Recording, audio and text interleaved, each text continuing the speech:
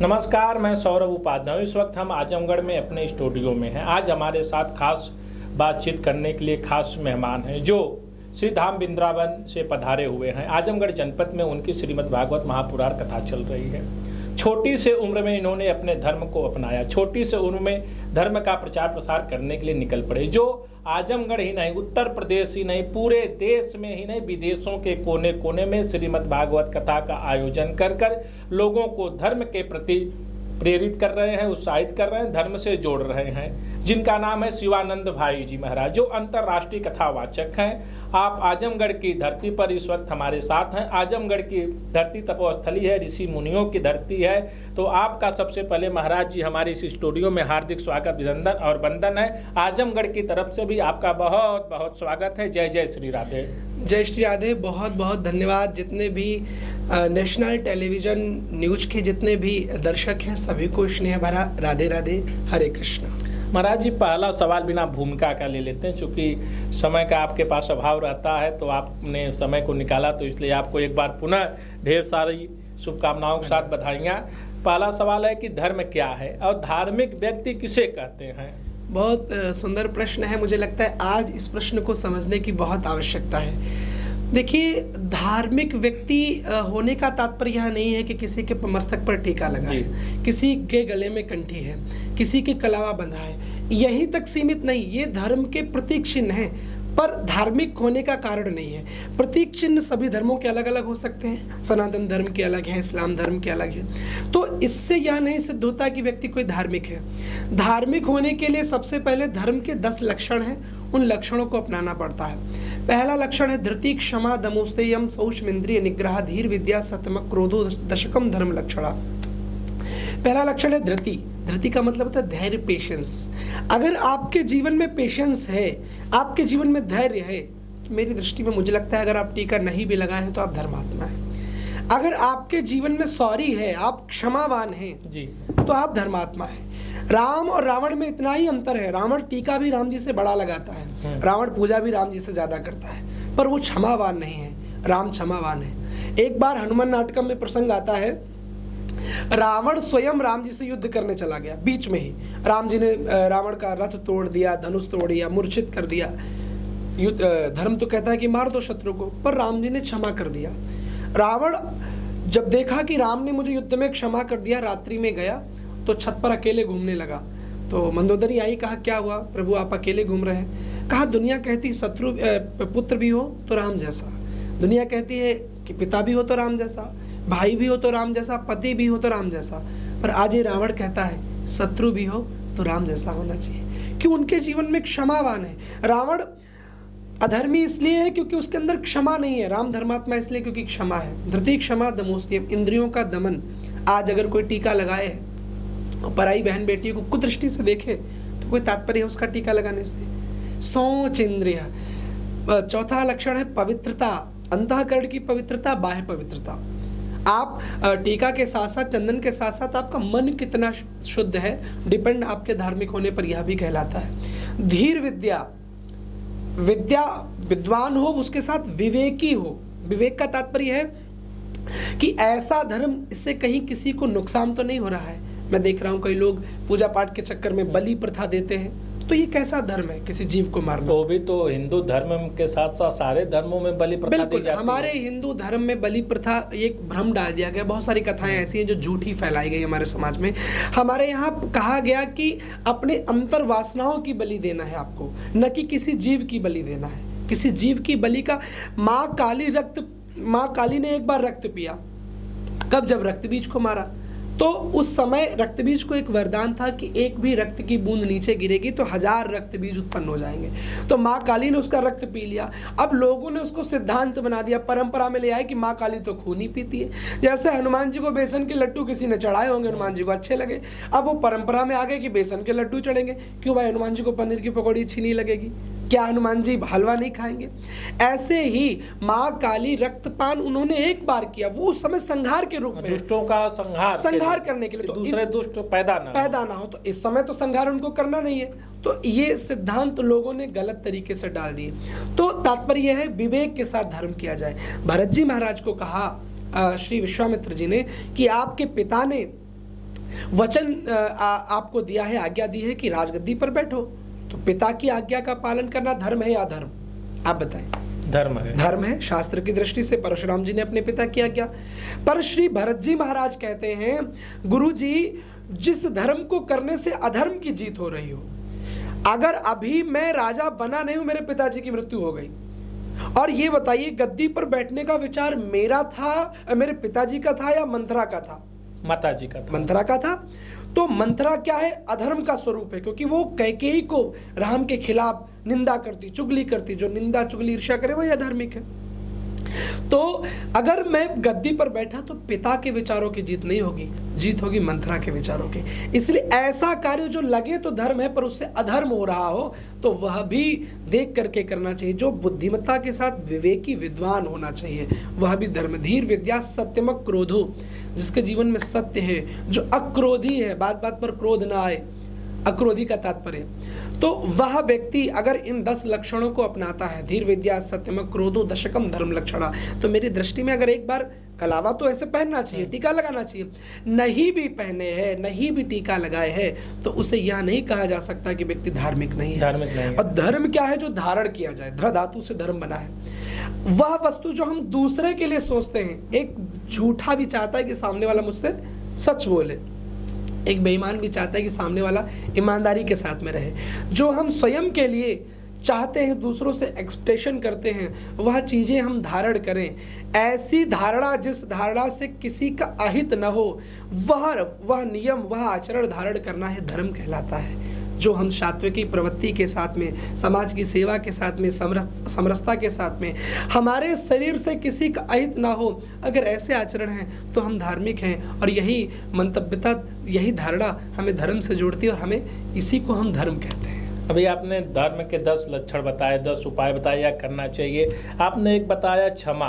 हाँ। क्षमा चाहिए, तो क्या किसी की कोई हत्या कर दे, मार दे, किसी की बहन के साथ गलत काम कर दे, तो उसको वो भी क्षमा करने के योग्य है? बिल्कुल योग्य नहीं। देखिए ना, एक बात आपसे कहूं, मैंने क्या कहा था कि उसके पहले मैंने एक बात और कही थी कि जान करके धर्म करना है। राम जी महाराज जब समुद्र के किनारे बैठे हैं तो 3 दिन प्रार्थना की है, ठीक है ना? 3 दिन प्रार्थना की कि समुद्र मुझे मार्ग दे दो। नहीं दिया तो राम जी ने क्रोध किया। जब क्रोध किया, कहा कि मैं आज अब नहीं तुझे छोड़ूंगा, तो समुद्र आया। तो अगर राम जी ने क्रोध किया तो क्या राम जी धार्मिक नहीं है? नहीं, राम जी धार्मिक है। हमें देख करके करना है कि क्या यह वास्तव में धर्म है कि नहीं। विवेक का इस्तेमाल करना है यहाँ पर। हमें क्रोध नहीं करना चाहिए। लोग कहते हैं क्रोध नहीं करना चाहिए। अगर किसी गाय की हत्या हो रही है, अगर किसी बहन बेटी के साथ अपराध हो रहा है, तो वहां पर क्रोध न करना अधर्म है। वहां पर क्रोध ना करना अधर्म है, क्योंकि कई चीजें क्रोध से, धर्म की रक्षा के लिए क्रोध बहुत अनिवार्य है। लोग कहते हैं लोभ नहीं करो, मैं कहता हूं ठीक है, ना करो, कोई बात नहीं, लोभ ना करो। पर भगवान ने व्यवस्थाएं दी हैं अपने घर परिवार को कुशलता से चलाने के लिए, अपने समाज में अपना यश नाम करने के लिए। भगवान यह भी कहते हैं मानव जीवन में आए हो तो माता पिता का नाम रोशन करो। इन चीज़ों के लिए अगर हमें थोड़े से धन की संचय, धनात् धर्मम तथा सुखम, बिना धन के धर्म भी नहीं चल पाता है। धार्मिक होने से पहले हमें धनवान भी बनना पड़ेगा, क्योंकि धन की बारी आए तो हमें पीछे नहीं हटना है। तो अगर वहाँ पर मुझे थोड़ा लोभ करना पड़ जाए तो मेरी दृष्टि में वो धर्म है। कब?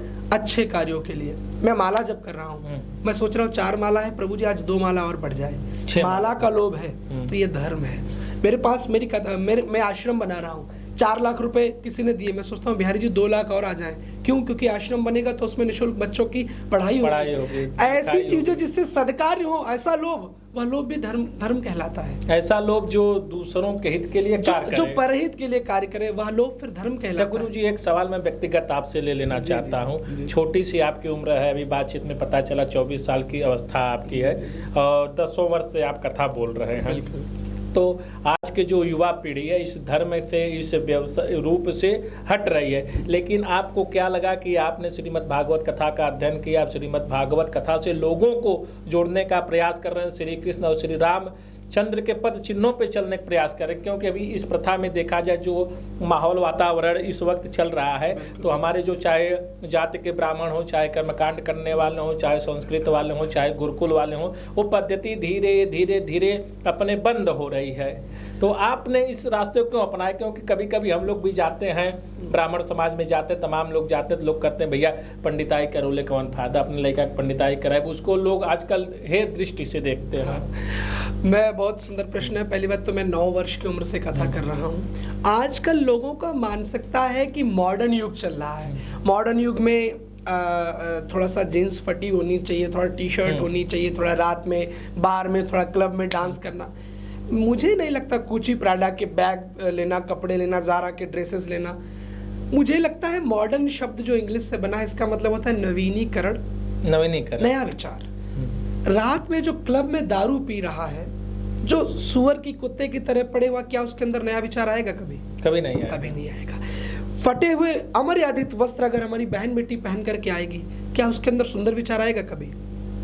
उसके मान लो उसकी मानसिकता अच्छी, उसकी माँ ने पहना दी, पर जो सामने वाला देखेगा, उस पर टिप्पणीगा, उस टिप्पणी पे शंका करके उसको नया विचार नहीं आएगा।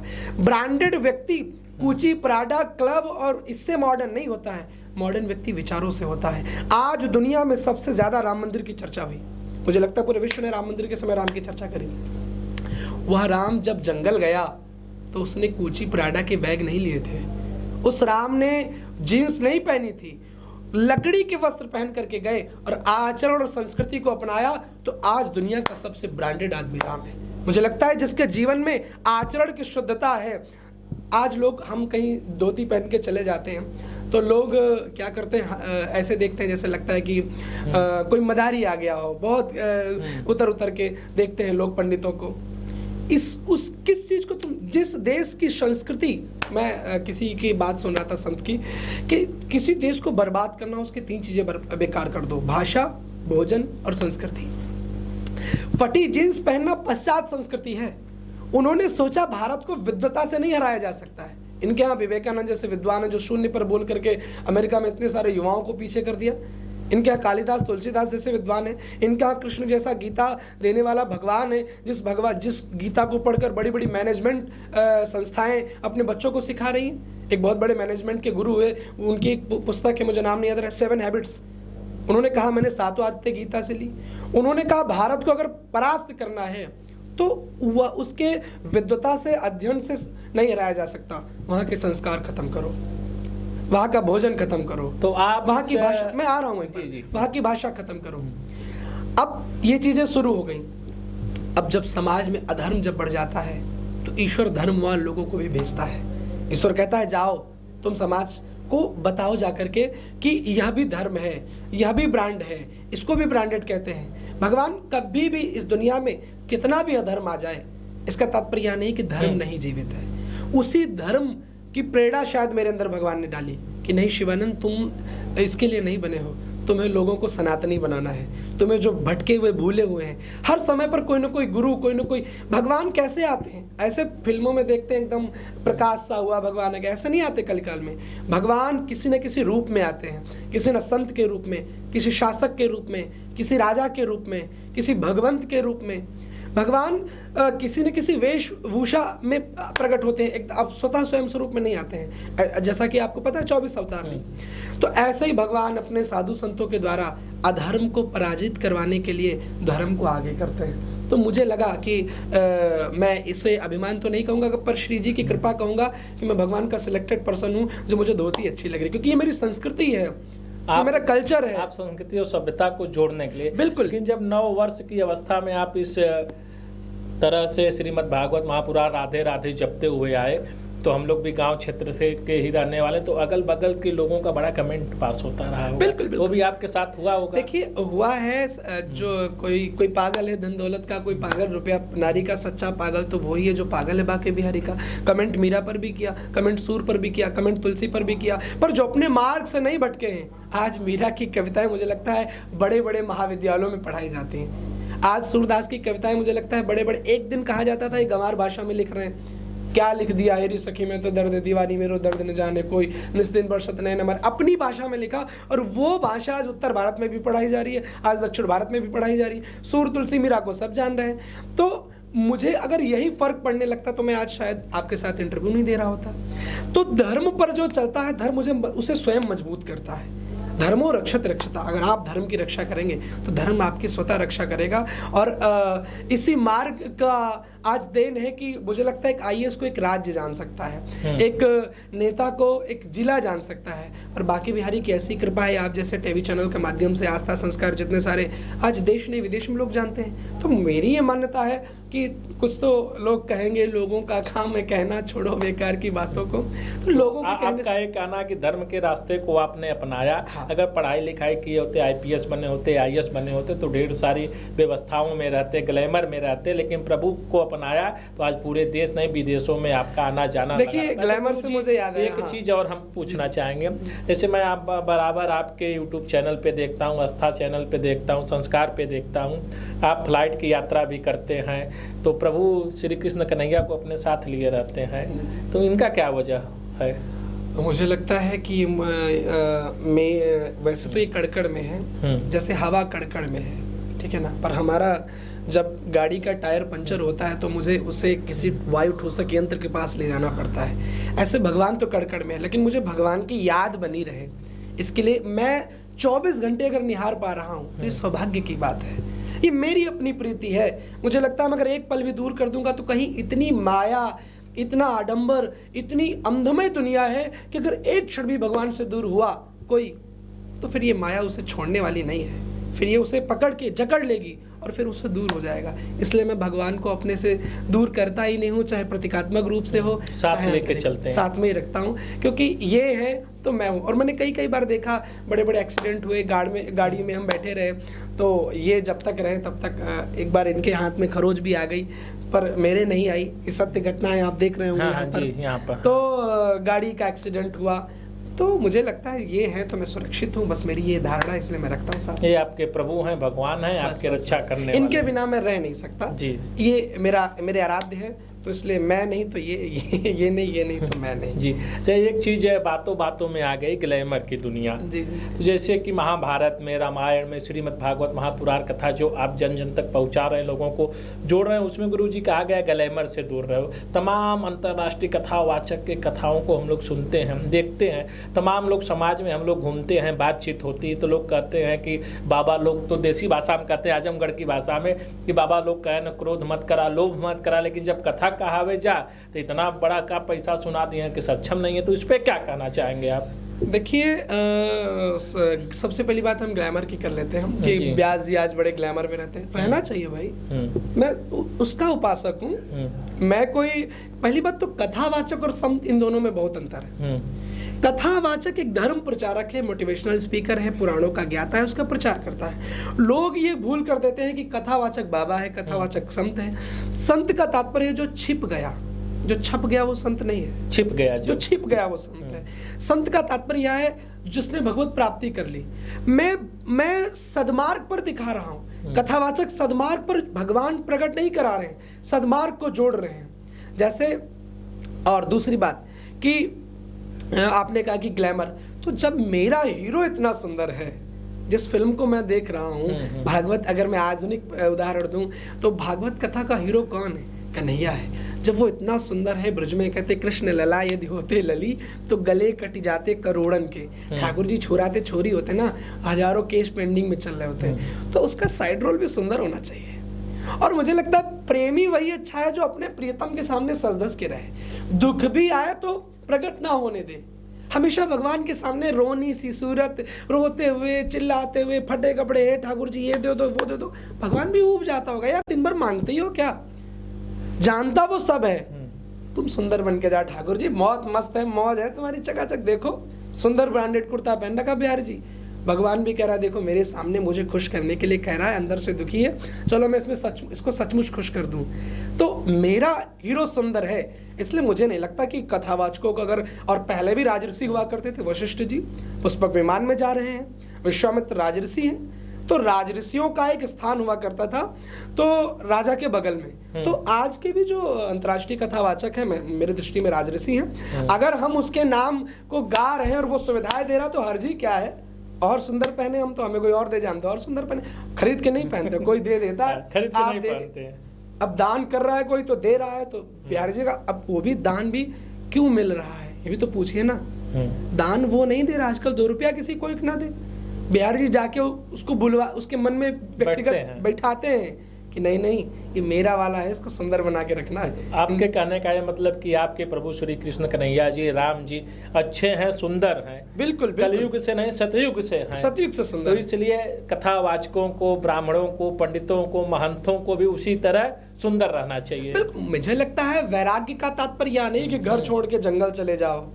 अगर जिम्मेदारियों को छोड़कर मेरे माँ बाप हैं, मैं जंगल चला जाऊं तो माँ बाप का क्या होगा? धर्म हो जाएगा, अधर्म, अधर्म होगा कि अधर्म हो जाएगा। वैराग्य का तात्पर्य, मुक्ति का तात्पर्य इच्छाओं से मुक्त हो जाना, किसी प्रकार की इच्छा नहीं। अगर मुझे कोई मटका का कुर्ता देता है मैं वो भी पहन लेता हूँ, और अगर कोई मुझे आया व्यक्ति 300-400 रुपए का है उसका, बाबा जी आपको पहनना, मैं वो भी पहन लेता हूँ। मैं मेरी इच्छा नहीं कि मैं ऐसा पहनूं, जो मुझे दे देता है मैं वैसा पहन लेता हूँ। तो जो भगवान के वैराग्य का तात्पर्य यह है कि इच्छाओं से मुक्त हो जाना, ये नहीं कि आप जंगल चले जाए। आप घर में अगर गुफाओं में रहने से वैराग्य होता तो चूहा बिल्ली तो बहुत बड़े वैरागी होते। अगर फल खाने से भगवान मिलते, आजकल फलाहारी बाबा देख रहे होंगे, अगर फल खाने से, मैं विरोध नहीं कर रहा हूँ, केवल फल खाने से भगवान मिलते तो तोता सबसे पहले भगवान को पाता। हाँ, इसका तात्पर्य यह है कि ये सब फल, दुकान, मकान, नख छोड़ देना, ये सब एक रूपरेखा है। वास्तव में तुम हृदय से गोविंद के हो जाओगे तो चाहे साड़ी, मीरा कहती बाला मैं वैरागढ़ हूँगी, जिन वेशा मारो गिरधर राखे सोई वेश धरूंगी। कहो तो कुसुमल साड़ी रंगावा, कहो तो बड़ा ब्रांडेड साड़ी पहन लूँ, मीरा कहती, और आप कहो तो मैं एकदम बेकार सी साड़ी पहन करके आ जाऊँ। तो मुझे लगता है ठाकुर जी मुझे ऐसा रख रहे हैं, कथावाचकों को ऐसा रख रहे हैं, तो लोग रह रहे हैं, और कथा करते करते तेज स्वतः आ जा रहा है। अब लोगों को ग्लैमर लग रहा है, तो ये उनकी सोच है।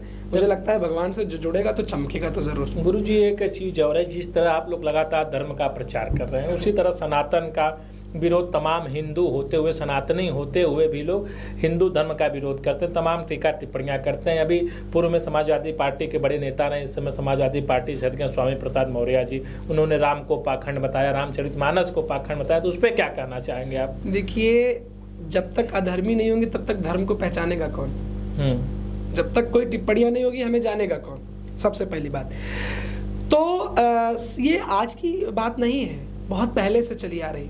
तब रावण कुंभकर्ण के रूप में थे, आज स्वामी प्रसाद रूप के जैसे लोगों के रूप आपके कहने मतलब स्वामी प्रसाद मौर्य जी जो हैं वो रावण के रूप में। मैंने बिल्कुल ये शब्द मेरे ये शब्द नहीं, वो रावण से ज्यादा गए गुजरे। आप मेरी बात सुनिए, रावण रामायण जलाता नहीं है, रावण राम जी की पत्नी का हरण करके ले आया है। रावण भी कहीं ना कहीं टीका लगा रहा है, रावण भी कहीं ना कहीं, रावण इनसे लाख गुना अच्छा है। मुझे माफ करना, जो ऐसे आपके दर्शक हो, मुझे कोई राजनीति का विशेषज्ञ समझे तो मेरी किसी भी पार्टी से मेरा ऐसा नहीं कि बीजेपी वाले मुझे 2 करोड़ दे के गए या कांग्रेस वाले मुझे 1 करोड़ दे के गए। मेरा सपा के बहुत सारे शिष्य हैं, जो मेरे शिष्य हैं सपा समाजवादी पार्टी में, ये रावण से भी गए गुजरे हैं, जो राम के अस्तित्व को ना माने। समाजवादी क्या नाम है?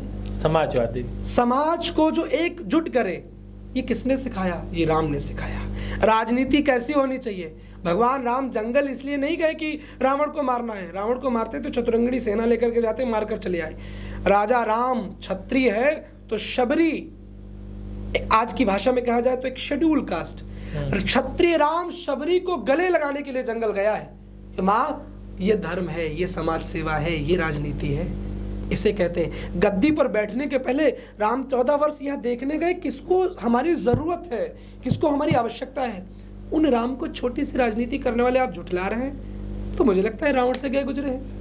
ऐसे लोगों को तो हम व्यासपीठ से अब क्या ही शब्द कहें। अच्छा, अभी बात करते करते हम लोग राजनीति की तरफ चल दिए, राजनीति की बात आ गई, तो धर्म और राजनीति में क्या अंतर है? वर्तमान समय में धर्म के सहारे राजनीति की जा रही है, ऐसे तमाम लोगों की टिप्पणियां, धर्म आपसे लोग भी पूछते हैं, हमसे भी पूछते हैं, तो धर्म और राजनीति में क्या अंतर है? देखिए, मुझे लगता है धर्म नीति के बिना राजनीति कुछ है ही नहीं, अंतर की तो बात ही नहीं आती है। राजनीति की शुरुआत धर्म से होती है। जब तक हम धर्म को नहीं जानेंगे राजनीति में प्रवेश ही नहीं कर पाएंगे। भाई, राजनीति का तात्पर्य है हमें समाज में हर चीजों को, हमारी राज्य व्यवस्था को सुचारू रूप से चलाना, राजनीति यही तो है, हमारी राज्य व्यवस्थाएं कैसे चलनी है, क्या चलनी है।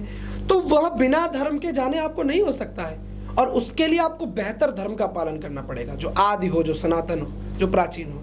आपको ये चीज़ श्री राम ही सिखा सकते हैं, ये चीज़ कृष्ण ही सिखा सकते हैं कि आप कितनी टिपिकल कंडीशन में हों, उसके बाद भी शांति को कैसे कायम रखना है। एक नेता को कृष्ण से सीखिए, महाभारत के युद्ध में अकेला खड़ा है, शांत, इतना युद्ध हो रहा है, चारों तरफ मारे जा रहे हैं, फिर भी शांत खड़ा है। उसके बाद आप कपिल से सीखिए, आप बुद्ध से सीखिए।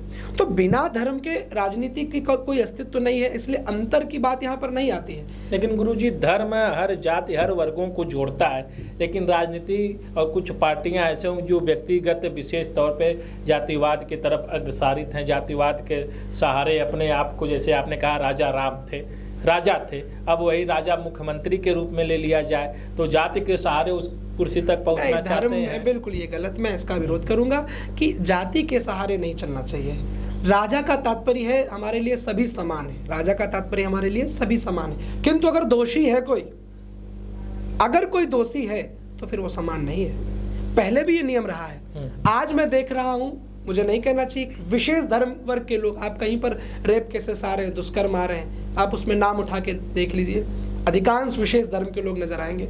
तो मुझे लगता है कि अगर उनको कोई पार्टी नहीं सम्मिलित कर रही है तो उसमें कोई पाप नहीं कर रही है। ये मेरी भावना है, आप इसको राजनीतिक शब्द में मत ले जाना, क्योंकि आप पत्रकार हैं। और तो मेरी मान्यता यह है, अगर जैसे प्राचीन काल में जब एक राजसी परंपरा रखी गई तो वहां पर दैत्यों को दूर रखा जाता था, दैत्यों को पास में सम्मिलित नहीं किया जाता था, वो आते थे तो उनको मारा जाता था।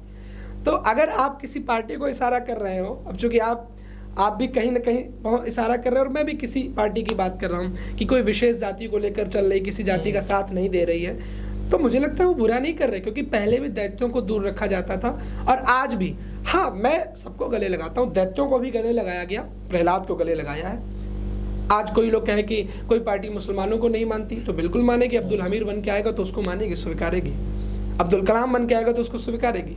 हमारे यहाँ से बहुत से रहे हैं मुस्लिम भाई, बिस्मिल्लाह खां जैसे लोग, जिनको हम गले लगाते हैं। तो इसलिए पहली बात तो पार्टियों को जाति व्यवस्था में नहीं जाना चाहिए, सबको समान मानना चाहिए, लेकिन जो दैत्य प्रवृत्ति का है उसको न लें, वही सबसे अच्छा होगा। अच्छा, अब गुरुजी एक सवाल और आपसे कर लेते। पूरे देश में अभी 22 जनवरी को रामलला जी की प्राण प्रतिष्ठा हुई, पूरे देश में जश्न मनाया गया, विदेशों में भी मनाया गया।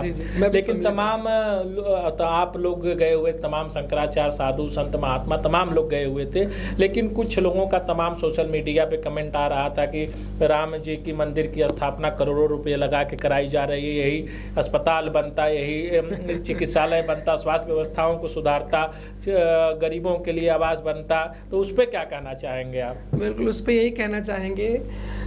ये देखिए, मुझे तो ऐसे प्रश्नों पर जब ऐसा कोई मानसिकता का व्यक्ति मिल जाता है तो मुझे बहुत हंसी आती है।